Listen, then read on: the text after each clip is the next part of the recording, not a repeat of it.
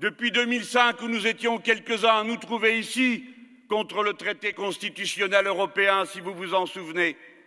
C'est le coup de tonnerre à partir duquel le peuple français est remonté sur la scène. Trahi, trompé, ses représentants continuant à marcher à l'heure à laquelle je vous parle, sous l'outrage et l'insulte. Je suis 1000 fois plus diabolisé que Madame Le Pen ne l'a jamais été, par la photo, par les injures, par cette presse au service de l'idée qui court sans recul et sans réflexion. Eh bien, de ce coup de tonnerre qui a commencé dans certaines grandes villes de notre pays, je pense à Nîmes, je pense à Montpellier, je pense à Toulouse. C'est là que ça s'est noué, où pour la première fois, nous avons vu un nombre incroyable de personnes se présenter et nous dire « nous sommes là ». Et c'était la première fois que la force venait de la force et se renforçait en se voyant. Et puis nous avons créé le Front de gauche. Mais si vous avez une seconde de doute, mes amis, mes chers concitoyens, sur ce qu'est le Front de gauche, son importance et pourquoi il déclenche une haine pareille chez les puissants, pourquoi il cible celui qui a eu l'honneur indépassable pour moi dans ma vie de militant de vous représenter tous, c'est bien sûr parce qu'ils ont peur, tu as raison. Mais imaginez-vous ce que serait votre vie aujourd'hui à cette heure, si pour tout potage vous aviez à vous mettre en rang au coup de sifflet de Manuel Valls, chaque fois qu'il vous convoquerait en vous disant « Au secours, voilà Madame Le Pen que j'ai en partie moi-même fabriquée, qui arrive et qui nous fait peur. » Ça serait ça la vie. C'est tout le contraire. Nous ne sommes pas condamnés à les suivre. Nous sommes autonomes, nous sommes indépendants. Nous marchons sous nos propres drapeaux. Et à chaque pas, nous en entraînons d'autres.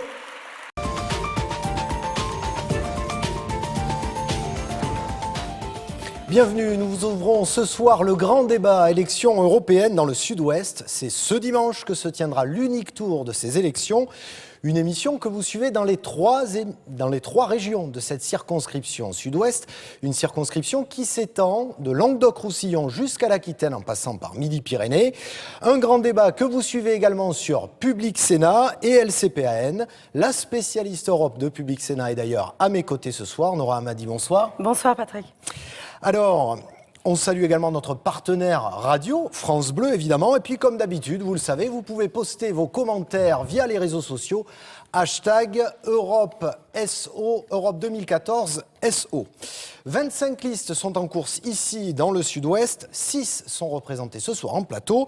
On vous présente ceux et celles qui les conduisent. Pour l'UMP, Michèle Alliot-Marie et votre liste pour la France Agir en Europe. Bonsoir. Bonsoir. Pour le PS et le PRG, Virginie Rosière et votre liste Choisir l'Europe. Bonsoir. Bonsoir.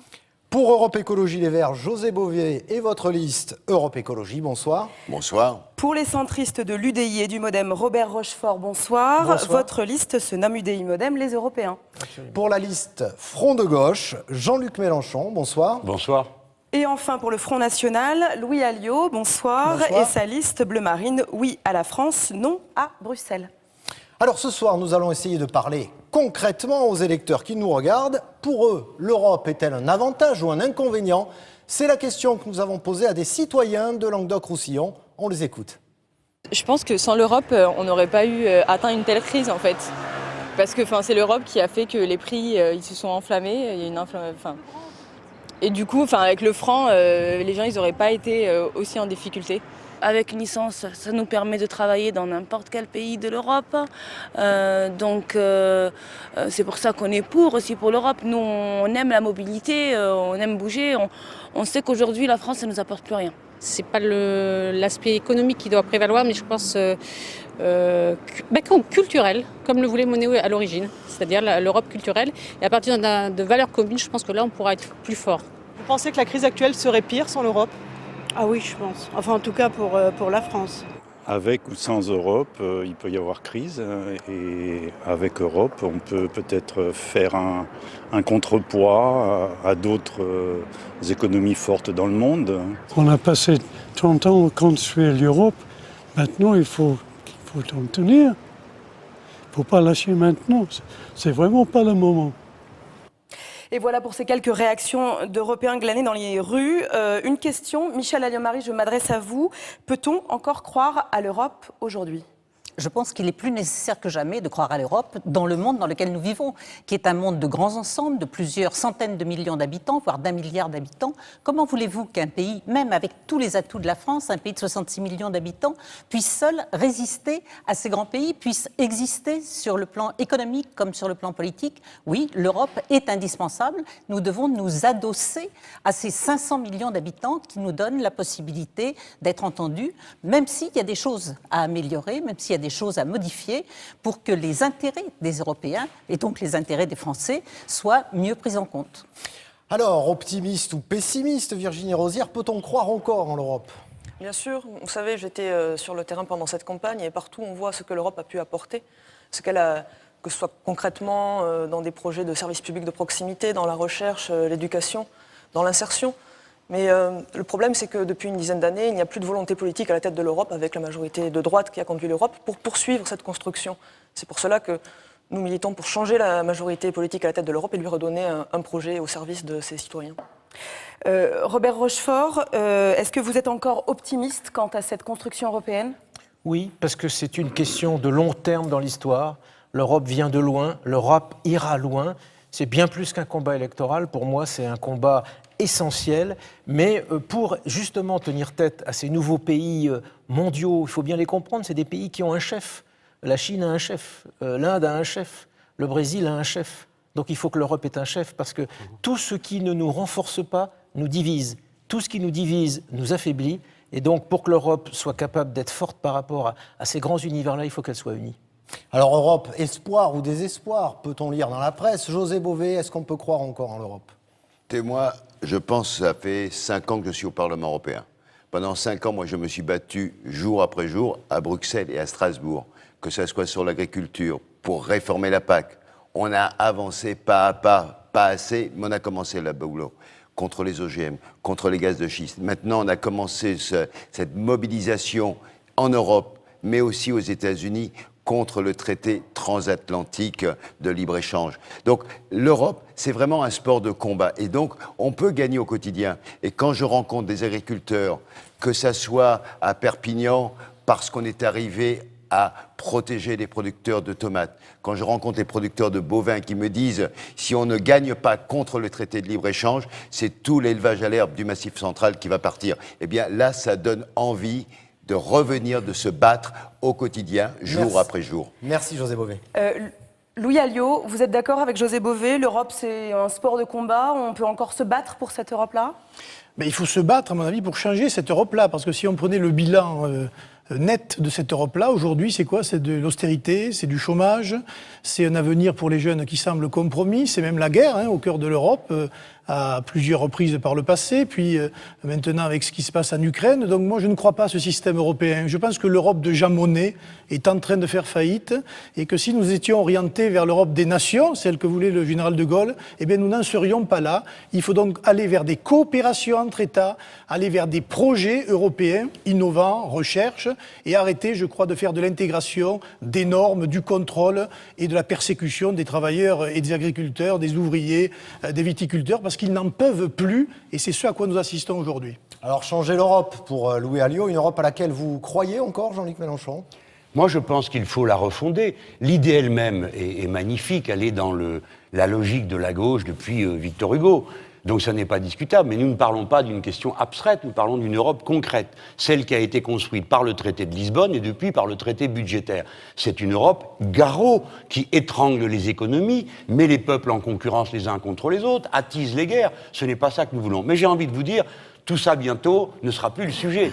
Car si l'on construit un grand marché unique entre les États-Unis d'Amérique et l'Europe, les normes qui vont être mises au point réduiront à néant tous nos débats. Par conséquent, la grande question d'aujourd'hui pour l'Europe, c'est de savoir si elle veut faire quelque chose ou bien si elle décide d'être simplement un appendice des États-Unis d'Amérique, de leur mépris pour les normes sociales et environnementales. C'est ça la vraie question concrète, pour la raison pour laquelle les gens vont voter, parce qu'ils vont nous désigner ici, je ne sais qui, mais chacun d'entre nous, le moment venu, devra lever la main ou pas pour dire oui ou non au marché unique. Merci Jean-Luc Mélenchon. Alors ouvrons à présent le premier chapitre de ce débat. On y arrive tout droit, consacré à l'économie et au social, avec une question centrale. L'Europe nous aide-t-elle à sortir de la crise ou alors au contraire, Nous y enfonce-t-elle? Alors on compte en Europe 26 millions de chômeurs, 24% de taux de chômage chez les plus jeunes. Dans la circonscription, ici, le taux est de 10%. Quel remède, quelle solution l'Union européenne peut-elle apporter à cette problématique? Virginie Rosière, je vous donne la parole en premier. Pour cela, il faut que l'Europe se préoccupe véritablement de protéger et d'installer la solidarité entre les peuples européens. C'est pour ça que nous plaidons pour une Europe sociale. Et nous avons un programme avec des mesures concrètes pour la construction de cette Europe sociale. En premier lieu, l'instauration d'un salaire minimum européen dans tous les pays d'Europe. Un salaire minimum qui reflète le niveau de vie dans les différents États et qui permet la convergence entre justement ces États pour éviter le dumping social. On voit aussi bien que dans le Grand Sud-Ouest, la question du dumping social est essentielle et qu'elle peut parfois mettre en péril les entreprises de notre circonscription. Alors je vous coupe un instant, le dumping social, pour qu'on soit clair pour nos téléspectateurs. Dans le cadre de la libre circulation, il est possible pour des entreprises et pour des travailleurs étrangers de venir travailler en France. Et dans ce cadre, donc, les charges sociales sont payées dans le pays d'origine. De fait, la main-d'œuvre est souvent moins chère. Voilà, c'était une petite précision. Robert Rochefort, que peut l'Union européenne pour lutter contre le chômage, si elle peut quelque chose? Écoutez, je ne sais pas si la caméra peut le voir parce que c'est peut-être un peu petit, mais ça c'est une carte qui a été publiée ce matin, vous en avez entendu parler dans les médias. Les seules régions en France qui ont gagné de l'emploi l'année dernière, c'est l'Île-de-France et c'est Midi-Pyrénées. Et vous savez pourquoi c'est Midi-Pyrénées? Grâce à Airbus. Donc il y a un projet en Europe qui fonctionne, qui est Airbus. Et ce projet, il fonctionne non seulement parce qu'il a été créé il y a 40 ans, mais parce qu'il y a une quinzaine d'années, des dirigeants et des responsables d'État et l'Europe ont décidé d'aller encore plus loin. Alors moi, je vous le dis, si les propositions qu'au centre nous défendons, qui sont des propositions d'intégration européenne plus fortes encore que ce qui existe aujourd'hui, eh bien il n'y aurait pas le drame d'Alstom dont on parle ces jours-ci. Alstom et Siemens, on aurait pu faire un géant européen à la fois dans le domaine des transports à grande vitesse, mais aussi dans le domaine de l'énergie. Donc moi, je vous dis, je suis d'accord d'ailleurs sur les questions sociales, nous voulons aussi un SMIC européen, nous voulons une harmonisation sociale, mais pour créer des emplois, il faut que nous créions des géants, des industries de demain. Je peux aussi vous rajouter la santé et les médicaments, je peux vous rajouter la transition énergétique. Voilà ce qu'il faut que nous fassions en Europe. Alors justement, José Bové, on parle de transition énergétique, de créer des géants européens de l'industrie. Est-ce que vous êtes d'accord avec ces possibilités de créer des leviers d'emploi? Est-ce que c'est une solution? Alors, tout le monde, je pense, est en train de dire qu'il est d'accord. Le problème, c'est qu'on a des conditions au niveau européen qui ne fonctionnent pas. On a le dumping fiscal, c'est-à-dire que la fiscalité entre les pays est différente au niveau des entreprises. Et ça crée une catastrophe parce que ça crée toujours le moins 10 ans. On a en Irlande, par exemple, 12%. En Irlande, 12%. Et en France, 33 à peu près. Exact. Ensuite, on a le dumping social avec aussi cette course où ce sont les salariés chaque fois qui trinquent pour l'ensemble de la société et de l'activité économique. Mais en même temps, et ça, je crois que c'est le plus grave problème, c'est qu'on n'est pas capable non plus de relancer des projets économiques parce qu'on n'a pas de politique intégrée, on n'a pas de budget européen à la hauteur. Et là, je regrette... Donc un Airbus aujourd'hui, recréer un Airbus, ce serait pas possible? La question de Airbus, c'est que ça s'est fait en intercoopération. Là, on parle complètement d'autre chose. Il faut avoir un projet global. Ça veut dire concrètement qu'il faut investir collectivement et avoir un budget à la hauteur. Et là, je regrette que le PPE, et les sociétés-démocrates et une partie des libéraux ont voté un budget à la baisse. Donc, on n'a pas d'ambition pour sortir. Et ça, je crois que c'est vraiment dommage. Louis Alliot, vous tiquiez quand on disait recréer un Airbus économique. Aujourd'hui, dans d'autres secteurs, c'est plus possible pour vous. Aujourd'hui, c'est pas le bon levier pour lutter contre le chômage. Si on voulait recréer un Airbus aujourd'hui, on ne pourrait pas. Airbus, c'est une coopération entre États et entre industriels. Mais aujourd'hui, on voit bien que les difficultés d'ailleurs de coopération entre les uns et les autres, les différences de niveau de vie, les différences qui existent au sein d'une Europe à 28 aujourd'hui, c'est ça aussi, font qu'effectivement, il y a moins d'homogénéité dans les projets et qu'il n'y en aura pas. C'est ça qu'il faut regarder. Ce qu'il faut garder aussi, c'est la politique intrinsèque de l'Europe, c'est-à-dire compétitivité à outrance, ultralibéralisme, ouverture des frontières, qui fait qu'aujourd'hui, mis à part l'austérité, que propose l'Europe? Elle ne propose rien, sinon justement tirer les salaires par le bas, le pouvoir d'achat par le bas, ce qui fait évidemment que cette Europe ne peut pas fonctionner en l'état, mais vous voyez bien qu'il y a deux projets qui s'affrontent.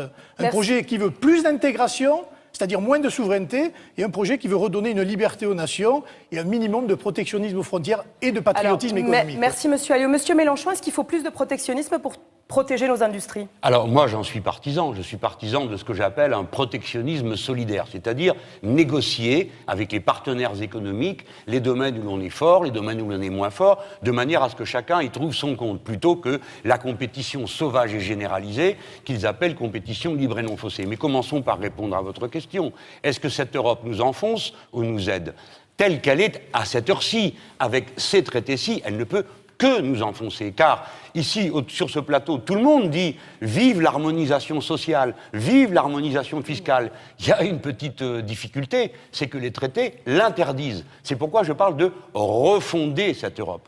J'ajoute que lorsque le grand marché transatlantique va se mettre en place, entre les États-Unis d'Amérique et l'Europe, la situation va être encore pire, car quoi que nous votions, ce qui ne sera pas dans le traité sera tout simplement interdit. Alors nous bavarderons pendant des heures sur l'Europe idéale, sans tenir aucun compte de celle que nous avons réellement mis en place. Il faut donc refonder cette Europe. Socialement et économiquement, les politiques d'austérité ne mènent nulle part. On va y revenir sur ce traité dont vous avez déjà été plusieurs à parler autour de la table. Michel Alliot-Marie, l'Union européenne peut-elle créer aujourd'hui de l'emploi, lutter contre le chômage, nous sortir de la crise? Moi, je pense. D'abord, elle permet de protéger des emplois qui existent. Il ne faut pas l'oublier. Voyez notamment comment l'Union européenne a réagi à l'initiative, certes, de Nicolas Sarkozy et d'Angela Merkel en 2008, quand vous avez eu la grande crise bancaire, mais qui a menacé tout le monde, y compris les entreprises. De la même façon, n'oublions pas une chose, n'oublions pas la PAC. La PAC, c'est ce qui a aussi permis, la politique agricole commune, c'est ce qui a permis aussi de sauvegarder des emplois dans l'agriculture, même s'il y en a effectivement qui ont disparu, mais nous ne serions pas les deuxièmes exportateurs au monde, et il n'y aurait pas les emplois liés à ça s'il n'y avait pas l'Europe. On a cité les grandes entreprises, on a cité Airbus, mais il y en a des tas d'autres que l'on aurait pu citer. Il ne faut pas oublier des PME non plus. Et dans tout ça, effectivement, l'Union européenne, qu'est-ce qu'elle peut faire, qu'est-ce qu'elle devrait faire davantage, notamment développer tout le secteur de la recherche et du développement. C'est essentiel pour nos grandes industries, Airbus, Thales, etc., parce que les autres pays dont je parlais tout à l'heure sont en train de progresser technologiquement très vite. Nous devons toujours être une marche technologique d'avance pour eux.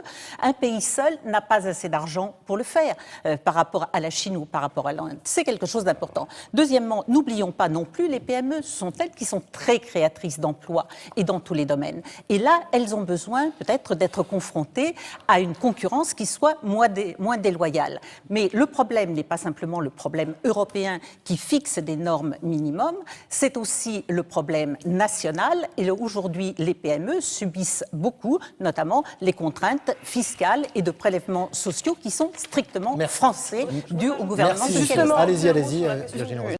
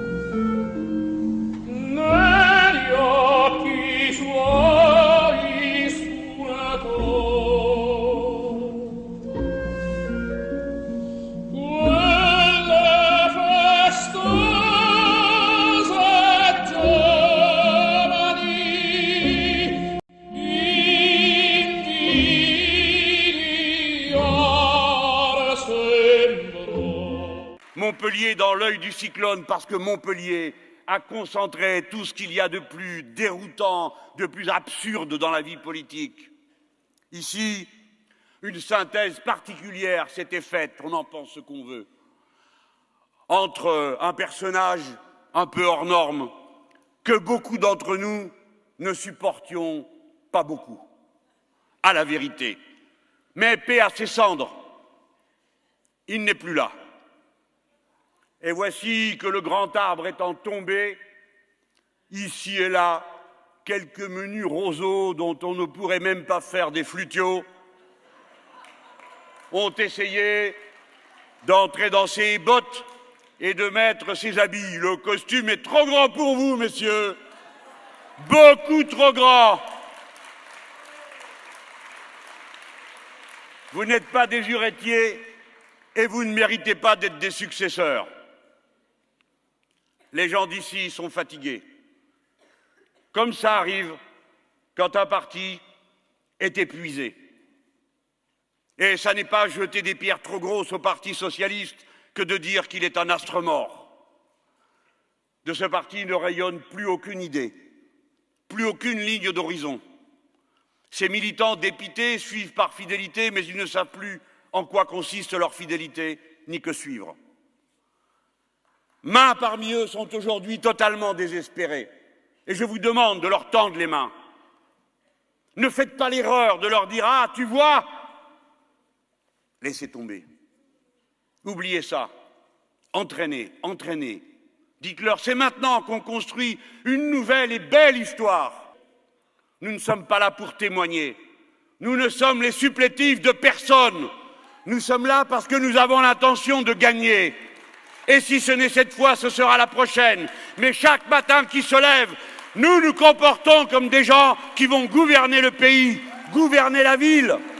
Voilà qui nous sommes.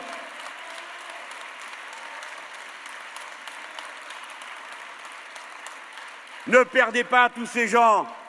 Alors on me dit, ah oui, mais monsieur Mélenchon, ça n'est pas ce que disent les sondages. Mais on sait très bien ce que disent les sondages, on a parfaitement compris. Mais nous nous permettons, sans critiquer cette science pure et parfaite, dont les résultats magnifiques dans le passé nous poussent à l'admirer avec un enthousiasme encore plus grand à chaque élection. Il nous est paru parfois que les sondages qui se publiaient avaient essentiellement pour objectif de montrer que nous n'y arriverions pas et que les autres si. Et il s'est souvent trouvé des benets pour organiser leur pensée politique en fonction de sondages, comme la théorie du jeu. Et pourquoi n'élève-t-il pas plutôt une grenouille ou un poulpe à qui il demanderait son avis? Ça me paraît de meilleur augure que de croire à de tels chiffres. Avez-vous vu quelle est la caractéristique que fait aucun de ces sondages n'est fiable? C'est qu'ils font tous comme si 100% des gens allaient voter.